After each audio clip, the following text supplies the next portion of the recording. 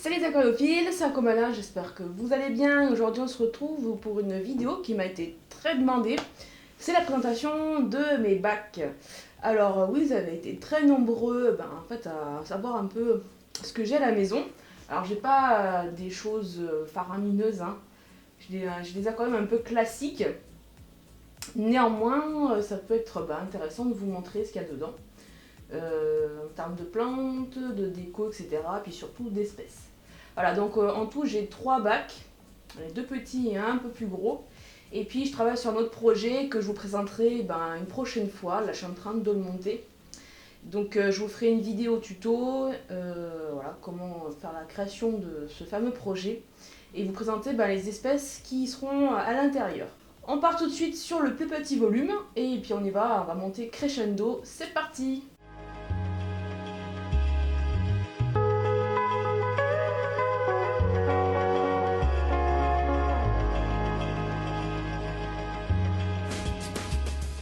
Alors voilà, là on se retrouve pour mon bac à crevettes. Il fait environ une vingtaine de litres. J'ai mis à l'intérieur une pompe avec un exhausteur. Donc voilà, qui fonctionne sur mousse externe.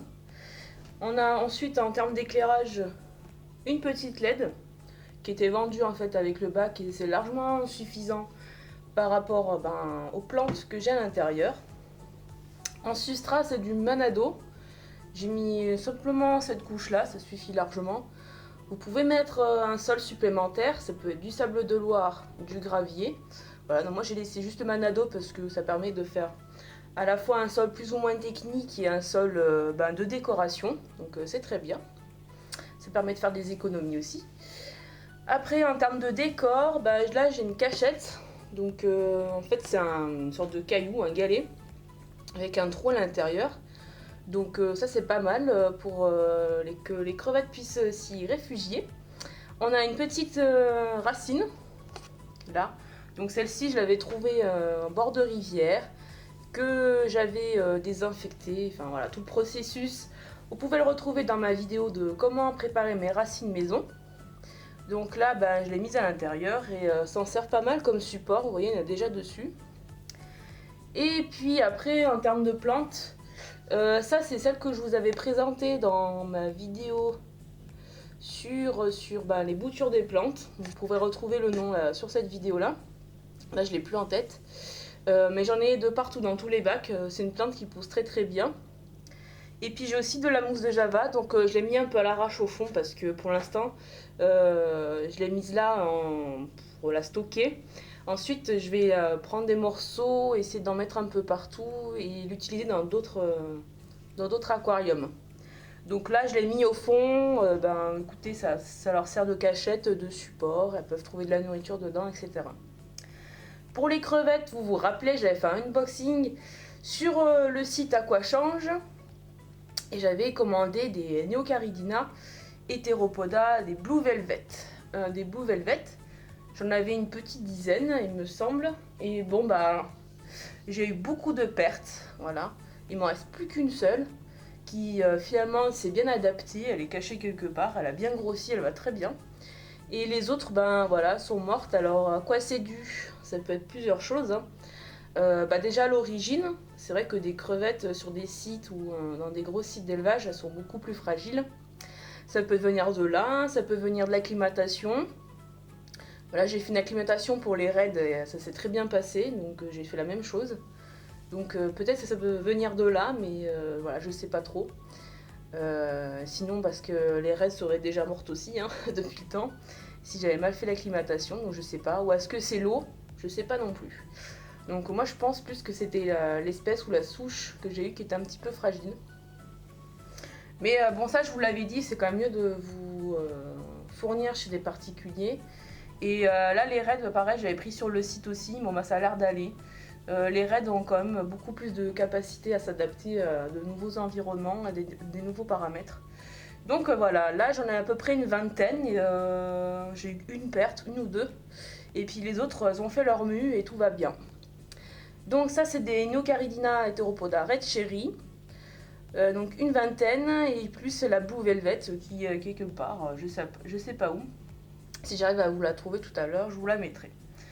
Voilà pour ce bac. Qu'est-ce que je fais en termes de maintenance? Bah écoutez, je fais des petits changements d'eau, environ 10%. Je fais un coup de petit siphon de cloche au fond du sol tous les 10 ou 15 jours à peu près. Pour l'exhausteur, bah, j'essaye de le nettoyer. Bon, en ce moment, il est un peu bouché. J'ai pas trop de débit, donc il faut que je regarde ce qui se passe. Ça vient pas des mousses, elles sont très propres, alors je sais pas. Est-ce que c'est le moteur qui a encrassé? J'en sais rien, il faudrait que je le démonte pour regarder ce qui se passe. Après, en termes de température, pardon, je tourne vers du 24. Voilà, et paramètres du classique. Je dois être à un pH de 6, 5, 7. Voilà. Après, GHKH, ils sont assez bas. Je dois être entre 5 et 10 à peu près. Ça fait un petit moment que j'ai pas fait les paramètres, mais ça se passe très bien. Voilà. Et puis, bon, bah, j'ai aussi un petit chauffage, j'ai oublié de vous le dire, c'était un 25 watts, il me semble, voilà. Donc c'est très bien, c'est largement suffisant pour ce volume. Et en nourriture, alors je leur donne beaucoup de choses, elles sont très gâtées. Je leur donne déjà des granules qui sont composés de crustacés et d'algues. Voilà. Donc j'en donne deux types différents. Après, je donne aussi des sticks bio que j'ai acheté au salon de Valence chez Xnac. Donc j'ai des sticks au poivron. Donc c'est tout 100% poivron. J'ai des sticks mixtes, il y a un peu de tout dedans, et des sticks, il me semble, épinards. Voilà. Voilà. Et je donne aussi de l'ortie séchée que j'ai récupéré dans le Pila, que j'ai fait sécher et que j'ai mis en petits morceaux, que j'ai broyé pour leur donner. Donc ça c'est très bien aussi, donc elles ont vraiment un régime alimentaire très équilibré. Voilà pour ce bac, on va passer au bac suivant. C'est parti. Alors là on se retrouve avec l'aquarium des Kili. C'est un aquarium qui fait un bon 30 litres. Donc il est déjà un peu plus gros que celui qu'on a vu tout à l'heure. Là pareil, donc on a une petite pompe. Avant j'avais la tétra dedans, je l'ai changée parce que pas mal de calcaire, il faut que je la nettoie. Donc pour l'instant j'ai mis une autre pompe, elle est un peu forte pour ce volume. Mais bon, j'ai essayé de le pointer dans un angle pour pas avoir de trop gros débit le temps que je la change. Ensuite on a un chauffage de 50 watts. Donc là on passe sur un thermoplongeur qui est un peu plus gros. Et puis en termes d'éclairage, j'ai une barre LED donc, que j'ai trouvée sur internet. Et puis après en termes de marque, c'est pas marqué, ça doit être un truc chinois. Bref, et par contre ça marche très très bien. Je peux le mettre carrément sous l'eau et elle n'est pas très chère et ça fonctionne bien, les plantes poussent bien. Après, donc là on a pareil du Manado, toujours la même chose, je fonctionne beaucoup avec le Manado. J'avais anciennement du gravier gris que j'ai enlevé parce que je crois qu'il n'était pas très bon, il y avait une sorte de teinture dessus, une peinture grise, un peu métallique et j'ai eu des doutes sur les substances toxiques, donc voilà, je l'ai essayé d'enlever un maximum parce que j'ai eu des pertes et depuis que je l'ai enlevé ça va mieux. Donc je peux vous conseiller d'éviter tous les graviers avec des couleurs fluo ou un peu bizarres, un peu brillantes, évitez de les mettre au cas où. Alors là-dedans, qu'est-ce qu'on a? On a beaucoup de plantes. On retrouve les mêmes plantes que j'avais dans le bac à crevettes. On a la Microsorum sur racines et de la Nubia sur roche volcanique. Et après, on a des petits cailloux histoire de décorer un peu. Donc là, on a un couple de Kili. On a le mâle qui vient nous voir. C'est un Kili Cap Lopez. Donc la particularité d'être très orange avec des pointillés bordeaux et de belles nageoires. Donc lui il est assez sociable, il vient beaucoup. Moi je lui ai fait peur. Et puis on a la femelle qui est un peu plus petite et jaune. Je sais pas si elle est, si on va la voir, je sais pas où elle est. Bon, je vous la montrerai. Lui c'est caché là. Bref, alors voilà, donc un couple de Kili. Ils vont très bien. J'ai eu une tentative de reproduction, mais j'ai pas eu d'œufs fécondés. Voilà, donc je pense que c'était leur première, donc on va leur laisser le temps.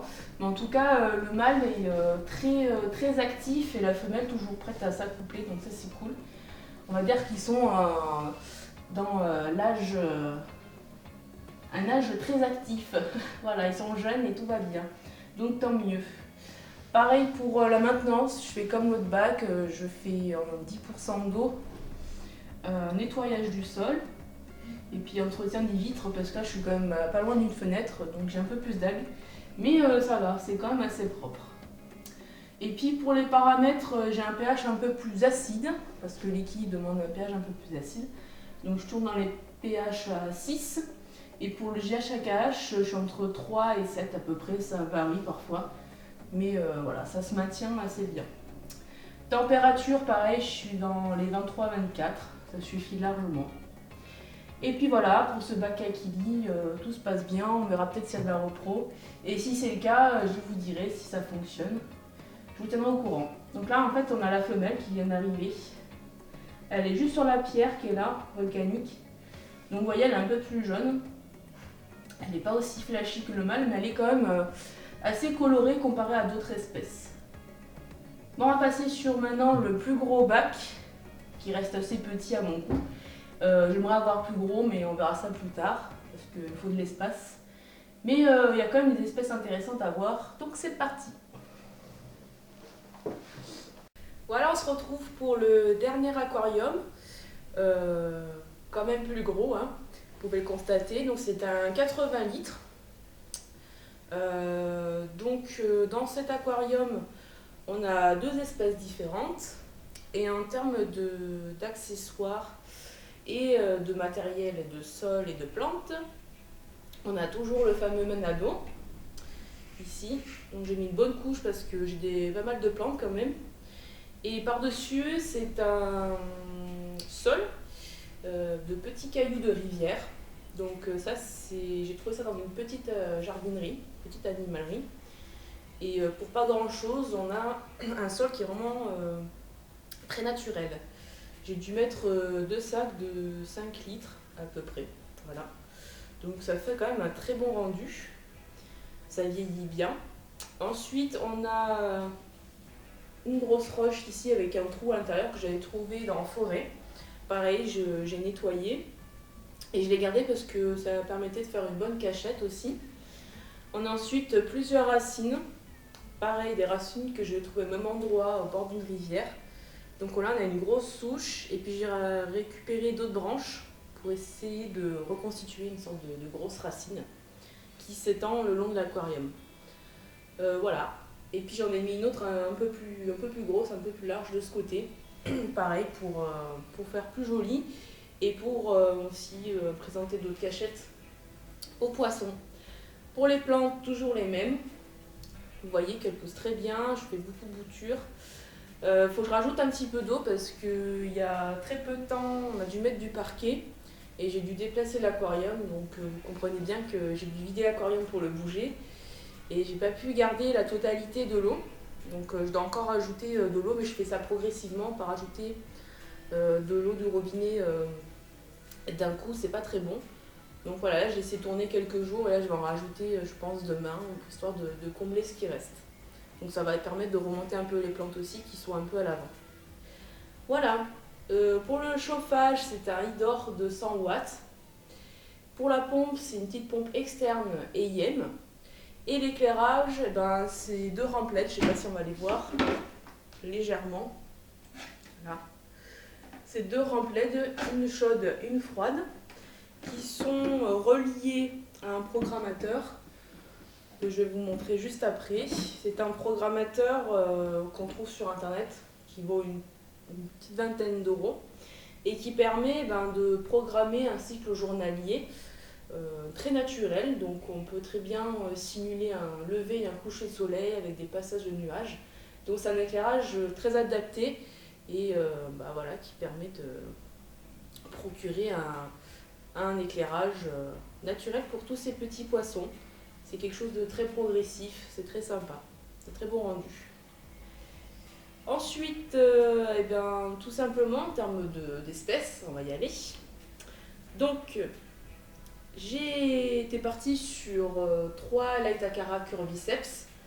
Ce sont des petits cyclidés américains, voilà, qu'on ne retrouve pas partout. Et donc voilà, je vais partir sur du cyclidé, mais de petite taille. C'est une espèce qui est assez colorée, qui va dans les tons bleuté, argent, avec une ligne noire. Donc on peut avoir ici quelques individus à l'avant. C'est assez compliqué pour faire la différence entre les mâles et les femelles. Juste les mâles sont un peu plus gros, c'est léger, hein. Les femelles un peu plus arrondies. Et les femelles ont une nageoire dorsale qui est beaucoup plus grosse que la nageoire ventrale ou pelvienne. Voilà. J'ai remarqué que sur les 3 individus, il y en a un qui est un peu à l'écart. D'ailleurs, on le voit, il est là-bas tout seul. Et que là, on a 2 individus qui sont à côté, adultes. Donc j'ai voulu rajouter un individu supplémentaire histoire de peut-être proposer un petit groupe qui soit composé de plusieurs individus, un peu plus en tout cas, et essayer d'augmenter les chances que tout le monde puisse s'entendre beaucoup mieux. Donc on verra bien ça par la suite. Donc voilà, le petit dernier, il est là. Il va très très bien. Je ne sais pas encore si c'est un mâle ou une femelle. Il faut que j'attende qu'il soit adulte. Il est subadulte, hein, il est encore petit. Il fait à peu près la moitié des autres, donc voilà. Et j'ai remarqué quelque chose de très intéressant. Et c'est la première fois que je vois ça sur tous les poissons que j'ai eus. C'est que le petit a été accueilli par un individu en particulier. Alors je pense que c'est une femelle. Et cette femelle le couve pas mal. Elle est tout le temps avec lui. C'est celle qui est juste derrière lui, là. La grosse qui est au fond. Et elle est tout le temps avec lui. Alors, je sais pas si c'est comme les mammifères, voilà, qui s'occupent un peu de leur progéniture. Mais en tout cas, j'ai l'impression qu'elle l'a adopté. Je pensais que, vu sa taille, il aurait été vite ignoré, mis à l'écart. Et au contraire, vous voyez, elle le suit beaucoup, elle est toujours avec lui. Oui, je pense que c'est une femelle parce que la nageoire du bas, elle est vraiment petite.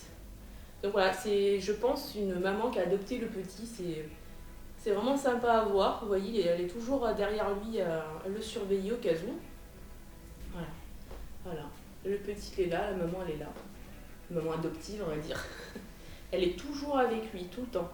Ils mangent ensemble, ils dorment ensemble. Et la journée, ils se suivent. Donc j'ai trouvé ce comportement très rigolo et c'est intéressant à observer. Des fois, je reste devant l'aquarium et je la regarde faire. Voilà. Ensuite, j'ai aussi rajouté des tétras cuivrés. Il y en a 11 en tout. Donc ça fait partie des espèces de micro-poissons. Les Laetacara curviceps peuvent vivre avec des espèces plus petites. C'est vrai que c'est des poissons qui sont assez pacifiques. Et voilà, ça ne les dérange pas d'avoir des petits poissons, des petits tétras qui cohabitent avec eux. Vous voyez, ça se passe très bien, ils nagent ensemble. Ça permet un peu d'égayer aussi l'aquarium, que ce soit un peu plus vivant, parce que la Laetacara, ça nage tranquillement, alors que les tétras, c'est beaucoup plus vif. Voilà. Donc il y en a 11 en tout.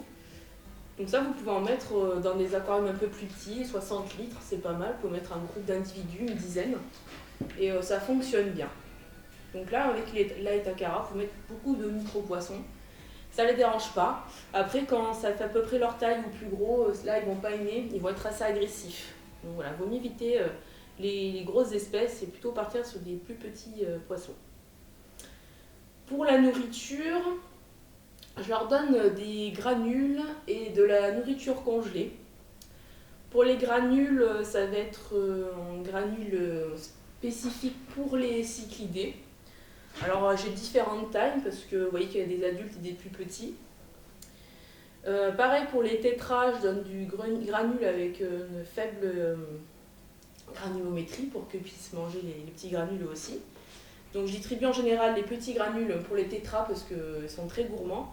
Et une fois qu'ils sont rassasiés, je donne aux plus gros, aux cyclidés pour qu'ils puissent manger eux aussi. Donc sur une semaine par exemple, je distribue on va dire 5 jours de granulés et puis 1 à 2 jours de nourriture congelée. Donc en nourriture congelée, je donne de l'artémia. Et puis je donne un petit peu aussi des krill, un peu plus gros, parce que j'ai remarqué que les gros light acara, les adultes, je trouvais que l'artémia c'était un peu petit pour eux. Donc je leur propose de temps en temps du krill, c'est quand même 2 à 3 fois plus gros que l'artémia.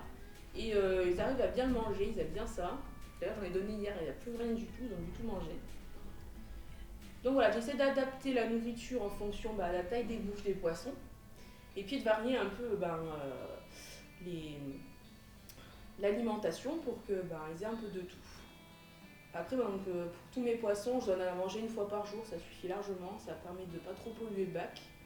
Et puis ils mangent à leur faim et s'il reste de la nourriture, ils vont chercher pendant le reste de la journée. Je vous ai pas dit pour les kiddies, eux c'est plus des paillettes et de la nourriture congelée. Les granules c'est un peu petit pour eux, c'est assez lourd, ça tombe rapidement au sol en fait. Ça salit très vite le sol. Et ils ont du mal à les manger rapidement et puis ça se confond avec le sol, vu qu'il n'y a que du manado dans le bac. Donc je leur donne plus des paillettes, j'essaie de varier, parce que c'est pas très nourrissant. Et je leur donne un peu plus souvent de l'artémia, nourriture congelée qu'ils aiment beaucoup. Voilà. Écoutez, vous voyez, on a toute la petite famille là. Tout se passe très bien, j'ai pas de reproduction pour le moment parce que il faudrait vraiment que j'identifie les adultes, c'est des mâles et des femelles. Je pense qu'il y a plus de femelles que de mâles en tout cas. En tout cas, elle c'est une femelle, celle qui est avec le petit. Et je pense celui qui est soumis c'est le mâle. Et il y en a un autre, j'ai pas réussi à savoir ce que c'était encore. Voilà pour cet aquarium. Écoutez, on a fait le tour. N'hésitez pas à commenter sous la vidéo, à mettre des questions par rapport aux aquariums. Ça peut être le sol, les plantes, le matériel. Et à mettre un petit pouce bleu, à partager la vidéo, à vous abonner si ce n'est pas déjà fait. Et n'hésitez pas à nous rejoindre sur Instagram et Facebook, AComAlin.fr. Et on se retrouve très bientôt pour de nouvelles vidéos. Des bisous!